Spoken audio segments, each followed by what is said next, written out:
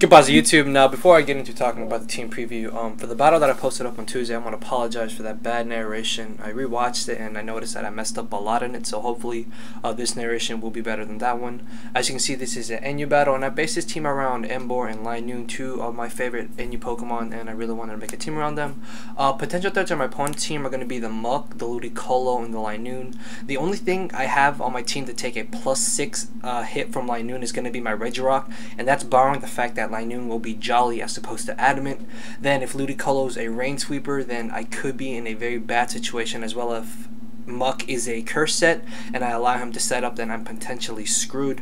Hopefully I can work around those three, and he's got a major Stealth Rock weakness, so my main priority is going to be to get up my rocks, which is why I will be leading off with my Regirock, as well as him being able to do good chunk of damage to majority of his team as well.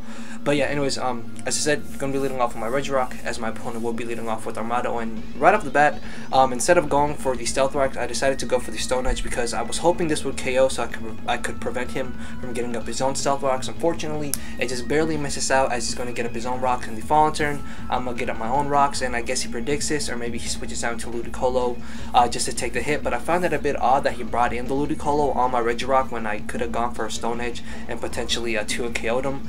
And it completely escaped my mind about the fact that Ludicolo could run a sub-Leech Seed set, so I was thinking he would go for the Rain Dance, predicting me to switch out, which is why I went for the Thunder Wave. Unfortunately, that is not the case, and he is behind a substitute, but I'm pretty positive I can take any single hit from this thing, and I don't want him to be behind a substitute, so I'm going to stay in and I'm going to go for Stone Edge, which is very risky, seeing as Stone Edge does have a 20% chance to miss, which is really high once you think about it, considering that it does miss a lot here and there. So the Fallen turn, because I know he's going to go for the substitute, seeing as I'm already Elite Seeded, there's no reason for him to go for another one.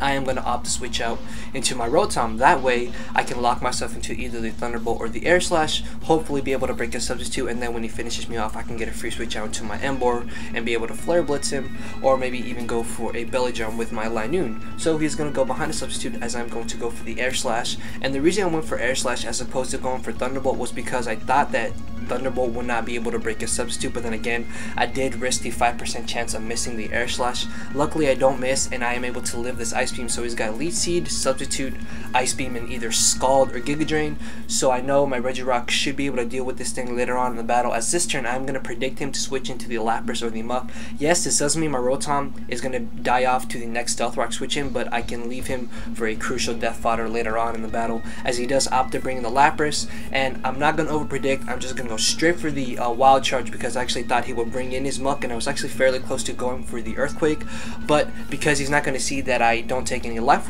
Recoil, or he's not going to see that I don't take any, but he's not going to see that I gain leftovers, I'm pretty positive he thinks I'm either Choice Scarfed or Choice Banded, so I'm actually going to stay in and I'm going to surprise him, and I'm going to be able to easily OHKO that Muck with the Earthquake, because I am actually Expert Belt Emboar, which in my opinion is better than Choice Banded Emboar, as he's going to bring in his Charizard, and the fact that he's going to go for Air Slash is very, very obvious. And even if he does go for the Fire Blast, my Regirock does resist both hits, so I'm going to switch into him, as he does opt to go for the Air Slash, which actually does a bit more than I thought it would. It did about 63 HP, I think, which has me thinking maybe he specs as opposed to being a Scarf set, because I didn't see any leftovers and I didn't see any Life Orb. So I'm actually going to predict him to bring in the Ludicolo, as I am going to go for the Thunder Wave. So the following turn I can stay in and I can go for a Stone Edge, just gauging to see how much damage it would do. Maybe it'll be a 2 to 3 KO. If not, then I can bank on him getting paralyzed, which the following turn, as you're about to see, I actually end up pulling a crit with the Stone Edge. Now I did calc this, and if he was max defense and max HP,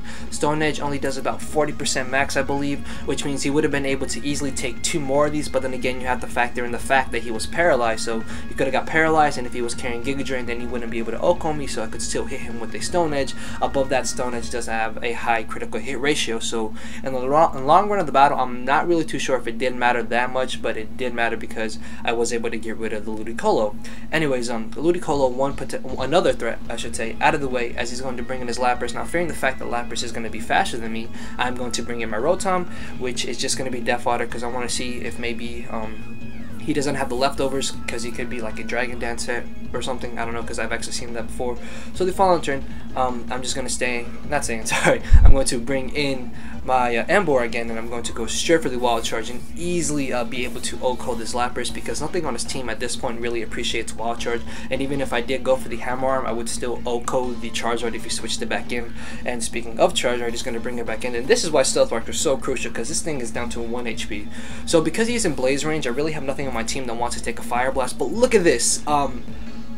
I live with 2 HP, and I'm going to be able to retaliate with a Wild Charge and be able to finish him off. And because Charizard was at 1 HP, I will only take 1 point of recoil damage, so I can still get a hit off on the Armaldo if he does decide to bring it in, and he does. So I'm going to go for the Earthquake, just because actually, I could have gone for the Flare Blitz or Wild Charge. Really, it didn't matter. I jumped for Earthquake. I really don't know why.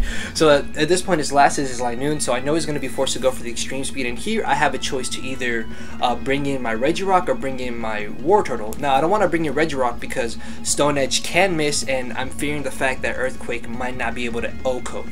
So I'm actually going to bring in my War Turtle. And the reason why I did this was because his last chance at this point to win the battle is to go for the Belly Drum. And as you're about to see, I'm actually carrying Haze on this War Turtle, which is just phenomenal, because now the +6 he got from the Belly Drum is basically nullified, and he's back to +0 in attack. And at this point, the battle is easily going to be mine, because after that Citrus Berry, he risks me OHKOing him with the Scald if he does go for another Belly Drum. So hopefully this narration was better than the one I uploaded on Tuesday, and if you guys did enjoy it, make sure to leave a like, leave a comment, subscribe to see more content. With that, I do believe I'm out here, guys.